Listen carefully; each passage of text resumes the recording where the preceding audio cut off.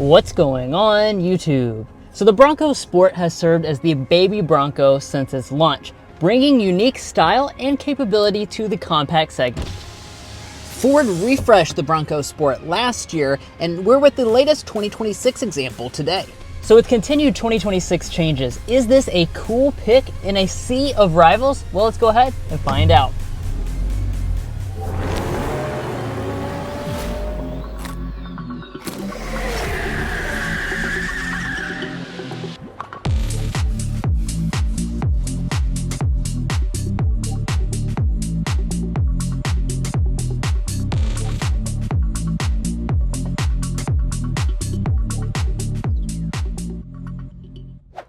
Let's begin under the hood with our spec dump. So the Bronco Sport has two different powertrain options. This is the standard option. It's the 1.5 liter turbocharged 3-cylinder engine making 180 horsepower.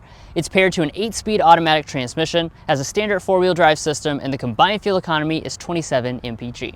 Now the base price of the Bronco Sport is $32,000 this year, and if you're looking to buy one or any vehicle, we'd encourage you to check out carconfections.com/newcarquotes to get the best price. Now of course we'll be taking out for a spin to show you the performance of this powertrain, but first we need to go ahead and shut up the hood and take a look at the very bold exterior. Now, one of the biggest reasons I think you might buy this Bronco Sport is because of the exterior design. Of course, there's a lot of things in this segment that all kind of look the same, right? This Bronco Sport has a unique vibe. It definitely kind of bottles up the important elements from the big Bronco and brings them down to a more affordable price point. Now, one of the things that you might be interested to know is today we're actually looking at the base trim level. So this is the big bend, but yet because we have the dark appearance package, that actually allows us to have a pretty cool look to this overall, including the blacked out Bronco branding up here in the front. You got a very boxy shape to this overall, and you even get these special hood graphics. Now, moving over here to our headlights, all Bronco Sports will come with full LED headlights. You can see we have the projector unit there. You also have a daytime running light and LED turn signal indicator. We don't have fog lights on this example, but you do get those on higher end models. Now, as far as the back is concerned, it continues with that very unique look for the segment. And it's super boxy, as you would expect out of a Bronco. And let's take a look at some of the individual design touches. We have a small little wiper right through here. Bronco Sport is spelled out across the back in a black text, so it really stands out against the paint color. And let's take a look at our taillights. So our taillights, unfortunately, are going to be fully incandescent. No element of this is LED besides for your little accent light through there. I wish they had at least included a full LED taillight at the refresh last year. However, as we drop down to the lower bumper, this is the modular bumper, and as far as the tow capacity, it's 2,200 pounds for this base powertrain setup, or you can go up to 2,700 pounds with the upgraded powertrain.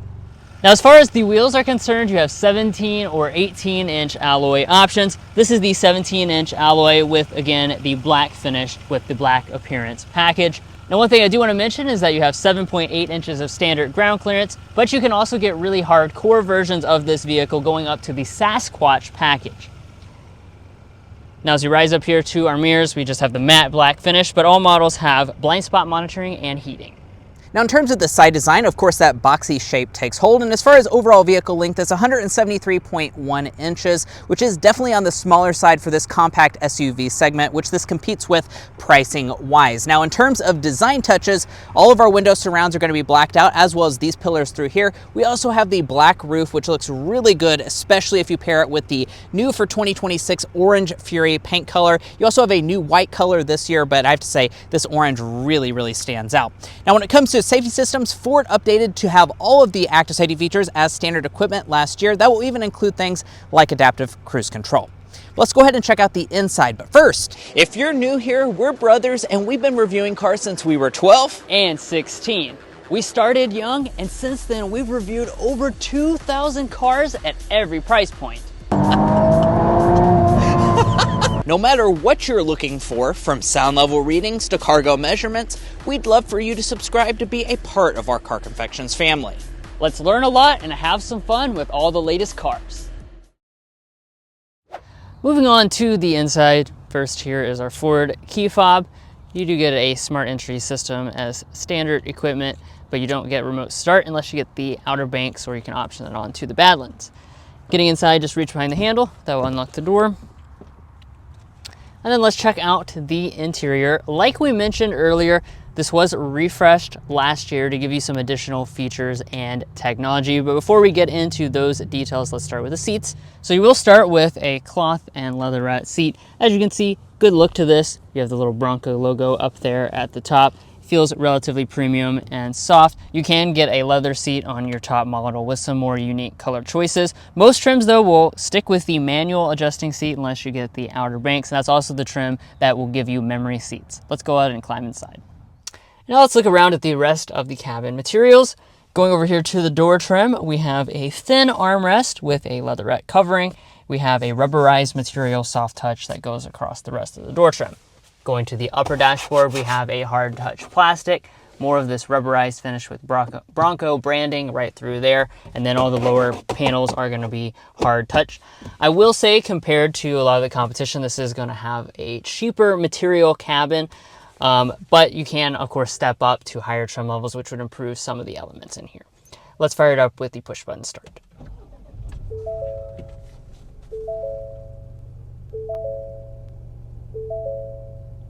Now with it all fired up, we can get into the individual details. We'll start here with the gauge cluster where we have a 2026 change, but this one's actually a change in the backwards direction because we previously, as in last year, had a full digital cluster standard on all models.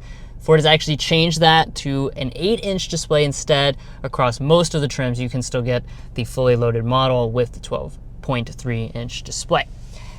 Moving back to the steering wheel, since we have a lower end example, we just have the urethane steering wheel. You can get a leather wrapped and heated steering wheel on the Outer Banks model. It's manual, tilt, and telescoping. Turning over here to our center console, we'll begin to look at interior storage. Now this console is deceptively large. On the outside, it doesn't look like it's going to be all that big, but when you start loading it down with donuts, you find quite a lot of volume, which is exactly why we like to test it out. Today we have 15 donuts inside, which sails past our dozen donut test. Moving forward, we have a couple cup holders through here. We also have a large storage cubby. One thing I also wanted to point out is for 2026, all trim levels have now lost the wireless phone charger. As far as the shifter, the typical rotary style design. And then when we twist into reverse, here's our standard backup camera. Pretty decent resolution on this, nice big picture. You have active trajectory on board as well. You can get a 360 camera on your top examples, and if you're getting one of the off-road focus trim levels or packages that can get the trail camera, and you can use that when you're off-roading. You have your electronic parking brake located right there, and then of course you have your GOAT mode controls, so this allows you to kind of customize your four-wheel drive system to the various conditions, and you can see that pop up on the main display as you switch through them. Now let's turn our attention to this row of buttons. You can see a few different functions through there. Most importantly, you have a physical volume knob. Now we have the 6-speaker sound system. That's what's standard on most trims. You can get a B&O sound system on top models though. Let's give this a sample.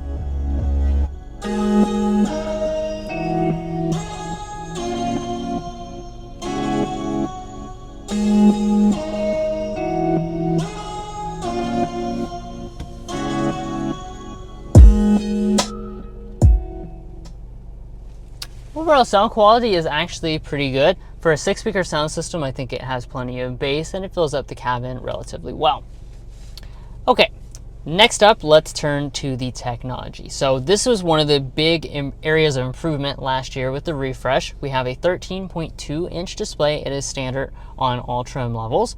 With this new display, it does bring in some new things, such as having climate controls inside of the screen itself.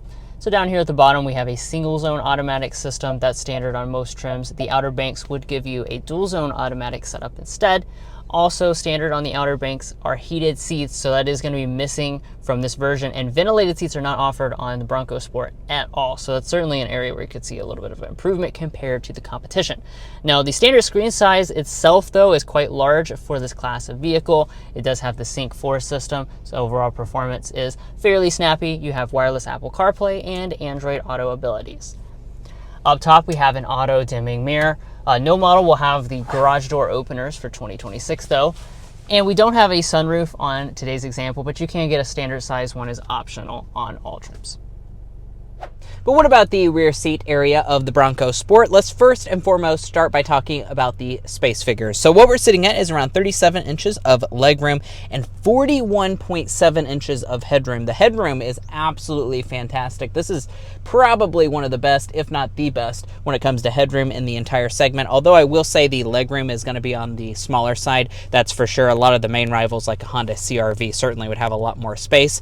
Now, of course, I brought along the official Car Confections ruler. The reason I do that is so I can get a realistic knee room figure. This seat is adjusted to Drew, who's 5'8", I'm 5'9", and we are looking at a relatively small 6 inches of knee space. Now, there's tons of room for my feet to slide up underneath of the seats, and the seats themselves are going to be quite comfortable here in the rear. As far as features, they do not recline, so that is something that I'm kind of missing out on. Now, as far as other features, we have a fold-down center armrest with 2 cup holders inside. We have vents located right here in the center area. Those are standard equipment, as are these USB ports down below. Heated rear seats are not available, and you even have these nice little pockets on the side to store things like a cell phone. Over on the door trim, it's definitely going to be on the cheaper side, just like the front. It's hard touch through the center section, hard touch in the center area, although you do have a padded armrest portion, and then there's a little bit of door storage down in the very bottom. Now, walking up to the tailgate, you have a manually opening tailgate across the board, so that's something that a lot of the competition at least includes a power option. However, you have this special touch that allows you to actually open the rear glass independently of the tailgate itself, so that's a really nice feature that you have. So kind of pros and cons there when it comes to the tailgate arrangement. And let's talk about overall cargo capacity for the Bronco Sport. It's going to be pretty solid overall, about 32.5 cubic feet behind the second row, 65.2 cubic feet with those seats folded down. Compared to a lot of the competition, that is going to be a little bit on the smaller side. It's not a tiny amount of space, but it's definitely going to be on the smaller side compared to CR-V, Rogue, RAV4. And speaking of all those rivals, we'd encourage you to check out carconfections.com/vehicle rankings. We've gone through all of the compact SUVs. It's a super competitive segment, and ranked them in things like the cargo space, interior luxury, technology, powertrain choices, and value. And you can sort the list based on the categories that matter most to you to really make an informed buying decision. And once more, you can find that at carconfections.com/vehicle rankings. Now, as far as the features back here, there are not any handles to fold the second row of seats, although they have really made it quite easy. It's a pretty short vehicle, so you can kind of just easily reach up here and fold those seats down. They fold 60-40 split and go completely flat with the load floor. And let's get our cargo length, width, and height figures. For those of you looking to haul something specific, 67 inches of length is what you can expect behind that 5'8" seating position.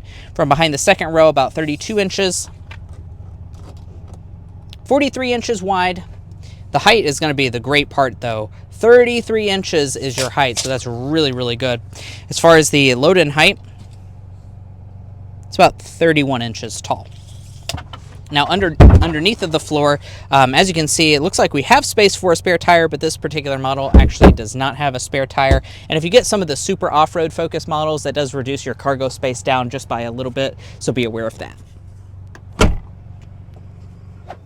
Well, guys, here we are behind the wheel of the 2026 Ford Bronco Sport, and this test drive we'll be discussing quite a lot, as you can see on the screen right now. But first and foremost, let's go ahead and start with a hard acceleration.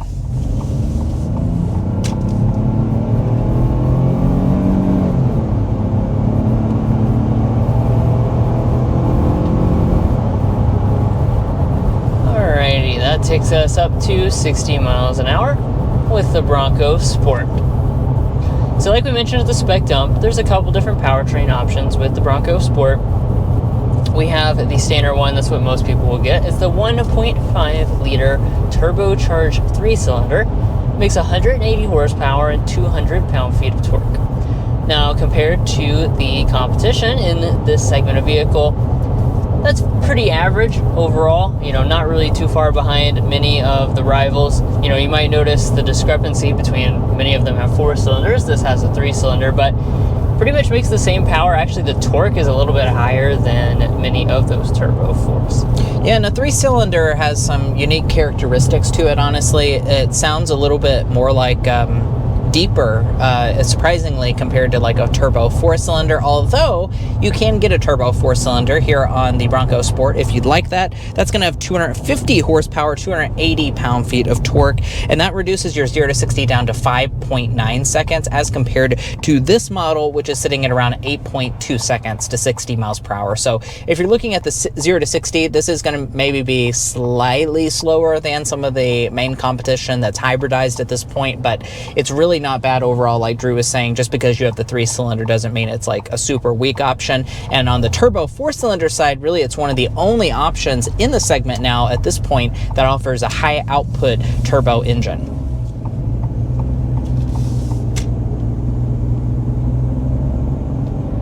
Yeah, it definitely has a lot of low-end grunt where you're just barely accelerating, and a kind of a deep sound, almost like a diesel, and you can hear a little turbo whistle as well. Now, as far as the transmission is concerned, we've got an 8-speed automatic. It's a good partner with this engine. Definitely shifts pretty smoothly overall.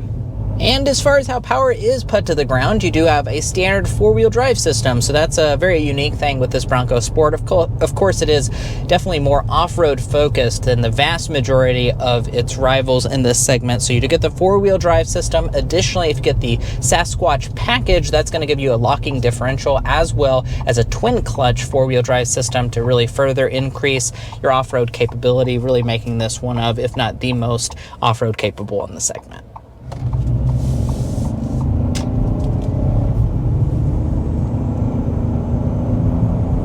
We're turning out on our designated strip of road to talk about things like ride quality, which I've been pretty impressed with. We've had this car all afternoon, and I have to say, when you hit a bump in the road, it does a good job of soaking things up. Despite the off-road prowess of this, it's, not riding on a body-on-frame architecture or anything, so you do have that benefit of the fact that it rides more like a Ford Escape used to and things like that. And we're speeding up to 55 miles per hour so we can get things like our sound level reading to see how quiet this cabin is. I went ahead and toggled us to fan speed 1 so we can see how it compares to its numerous rivals.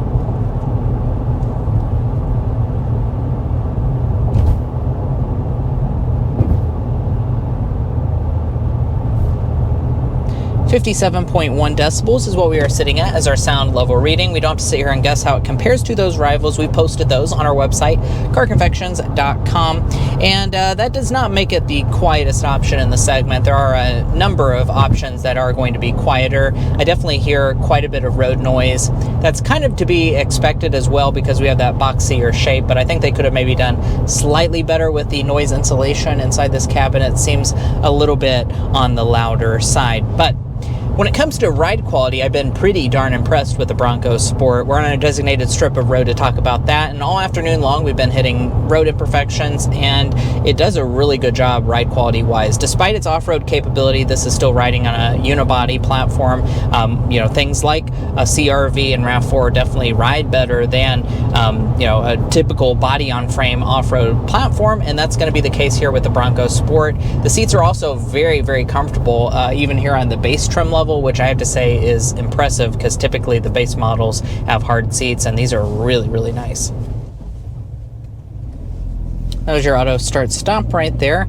It's a little bit on the rougher side, however you can deactivate it with that button right there. And that reminds me to talk about fuel economy. So what we're sitting at as tested today is 27 miles per gallon combined, which is okay fuel economy for the segment. If you get the upgraded engine, it does drop it down to 23 mpg, which is really on the low end for the segment, and there is no hybrid option on the Bronco Sport, so that's something that I think is a big miss for this vehicle. They do offer a Maverick hybrid, and that's a very popular choice. I think they could have maybe integrated it into the Bronco Sport, and I think it would be really, really popular overall.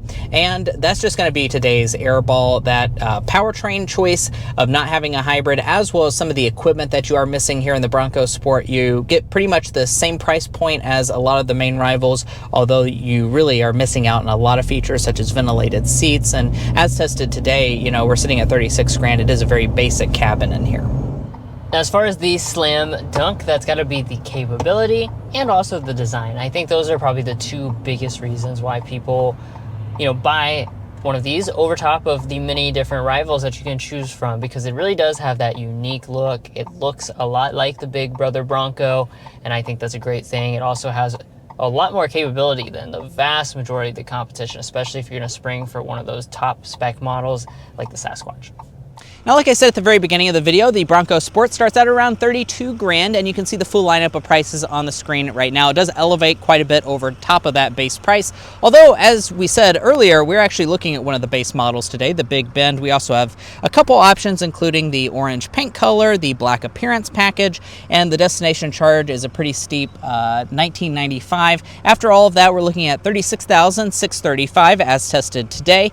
If you're curious as to where it's manufactured, that is going to be in Mexico. And if you're looking to buy a Bronco Sport or any vehicle, we'd encourage you to check out carconfections.com/newcarquotes. The reason you should do that is because we have a tool on our website that'll connect you with local car dealers in your area to get you the best price.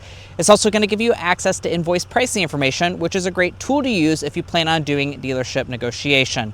You can find a link to that down below in our video description, as well as a pinned comment at the top of this video. But what about Ford's resale reliability and warranty? First up, let's talk about resale value. Ford as a brand is rated at 48.8% of estimated retained value after 5 years and 60,000 miles, and after 10 years and 120,000 miles, 20.96%. It's worth noting that is right at the industry average for all vehicle brands, although it is less than some of your main competition such as Honda, Toyota, Mazda, and a lot of those Japanese rivals that you could be looking at. Now we also have our reliability measures with the Combined Reliability Index. With the latest 2026 data, Ford is rated right at the overall industry average against all other vehicle makes. Now, if you'd like to learn more about our reliability, resale values, or our methodology, you can find that on our website, carconfections.com. And when it comes to your warranty, you have a 3-year, 36,000-mile basic warranty and a 5-year, 60,000-mile powertrain warranty. And guys, that's all for our in-depth review of the 2026 Ford Bronco Sport. If you enjoyed hearing about this and all of the 2026 changes, we'd appreciate you subscribing down below. We've covered numerous cars in this segment, so you won't want to miss out on any of that. And if you're already a part of our family, thank you so much for your continued support. We'll catch you next time as we sample more of the latest automotive delicacies.